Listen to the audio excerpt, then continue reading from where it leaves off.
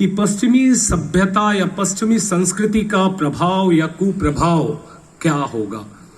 मेरे एक ऐसे स्कूल ऑफ थॉट्स बिलोंग करता हूं, मैं कहता हूं सब कुछ तो अभी भी, यदि हम आर्यंस की बात करते हैं वो तो पश्चिम से ही आए थे, तो जिस संस्कृति की हम बात कर रहे हो तो पश्चिम की ही है। यदि तर्क करना है अब हमें कि ये पश्चिमी है या पूर्वी है, लेकिन मैं वहां से शुरू नहीं करूंगा। मैं इस बात से अपने वक्तव्य को शुरू करना चाहता हूं कि जो हमारी डेली लाइफ है, जो जीवन है, वो पूरी तरह से, मेरा मानना है कि पूरी तरह से पश्चिमी जो सोच है, जो संस्कृति है, सभ्यता से पूरी तरह से प्रभावित है। हम यहाँ बैठे हैं वो भी पश्चिमी सभ्यता से ही प्रभावित है। मैडम रेखा ने अभी काट दिया था, डायरेक्ट जो कि राइट जो होते हैं वो कॉन्स्टिट्यूशन से आया है, बाबा साहब अंबेडकर ने इसको बनाया है। मैं कहना चाहता हूं कि मैक्सिमम जो कॉन्स्टिट्यूशन आया, आप चाहे तो चेक कर सकते हो, गवर्नमेंट ऑफ इंडिया 1935 जो अंग्रेजों ने बनाया था।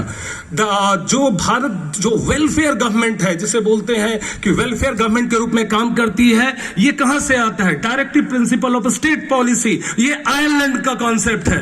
और जिस अधिकार की बात करते हैं हम, बोलते हैं ये अधिकार है, बोलने का अधिकार है, रहने का अधिकार है, पता नहीं क्या क्या अधिकार है, सारे अधिकार हमको फंडामेंटल राइट से मिले हैं जो यूएस के संविधान से लिया गया है।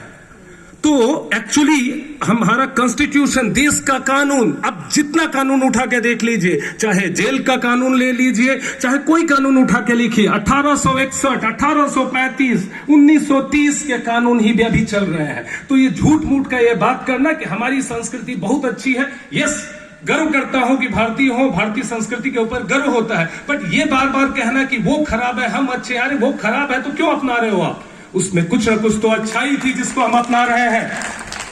तो अच्छाई तो है ही, बहुत सारी अच्छाइयां हैं और उसको हमको अपनाने की जरूरत है। एक सबसे बड़ी बात जो कुरीतियां चल रही थी, जिस कास्टिज्म की बात कर रहे थे हम, जिस कास्टिज्म आज सुनने में देखने में बहुत अच्छा लगता है, कौन किस जाति का हम कभी पूछते ही नहीं है, लेकिन वो यही देश है, वो वही देश है। केरला के बारे में यदि आप लोग को पता होगा कि एक छोटी जाति का व्यक्ति, एक महिला यदि किसी बड़ी जाति के सामने से चली जाती तो क्या होता, आप इतिहास पढ़ लीजिएगा, आंख में आंसू आ जाएंगे आपके। वो अनटचेबिलिटी खत्म हुई, वो कास्टिज्म खत्म हुआ जब भारत के अंदर में आप देखोगे औद्योगिक क्रांति आई, धीरे धीरे लोगों को काम करने की, काम का जो वैल्यू हो बढ़ने लगा। बहुत समय ज्यादा नहीं है तो मैं एक पॉइंट के ऊपर जरूर बोलूंगा कि भारत कि एक्चुअल सोच और जो वेस्टर्न जो कल्चर है उसमें डिफरेंस क्या है, और किस चीज को हम पाश्चात्य संस्कृति बोल के हमेशा उसको गाली देते रहते हैं। एक्चुअली ये है, जैसा मेरी समझ है, कि जो पश्चिमी सभ्यता है, जो अमेरिका की बात करते हैं, वेस्टर्न कंट्री की बात करते हैं, वो कर्म प्रधान है।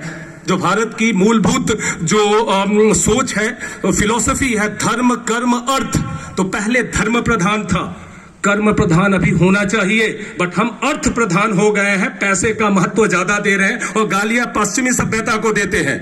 आप देखिए कर्म प्रधान होने के कारण में उनका डेवलपमेंट कैसा है, उसका डेडिकेशन ऑफ वर्क कितना है, उसको क्या हम अपनाते हैं। छोटा सा एग्जांपल देता हूं, भारत के अंदर में एक विधायक एक कॉर्पोरेटर हो जाने के बाद में वो काम नहीं करना चाहता, और अमेरिका का राष्ट्रपति भी होके उसकी बेटी एक छोटे से दुकान में काम करती है।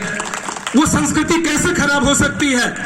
यदि हम इस संस्कृति के ऊपर में इतना गर्व करते, गर्व कीजिए, अच्छी बातों को अपनाइए, बुरी बातों को थोथा के जैसा उड़ा दीजिए, जो अच्छी बातें हैं अपनाइए। दोनों संस्कृतियां अच्छी हैं, दोनों के मेल से, मिक्सचर से ही हम एक अच्छे जीवन को हम जी सकते हैं। तो मेरा मानना यही है, समय संतुलन जरूरी है। योगा ही देखिए, योगा विश्व भर में फैल रहा है, भारत की देन है।